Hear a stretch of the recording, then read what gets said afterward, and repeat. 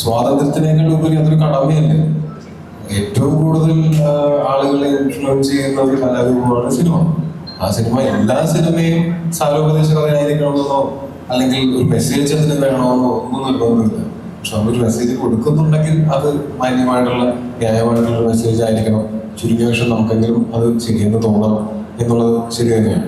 പക്ഷെ അങ്ങനെ അതും ഇതങ്ങനെ പറഞ്ഞല്ലോ, ഇതങ്ങനെ സാരോപദേശം അങ്ങനത്തെ സിനിമയും അല്ല.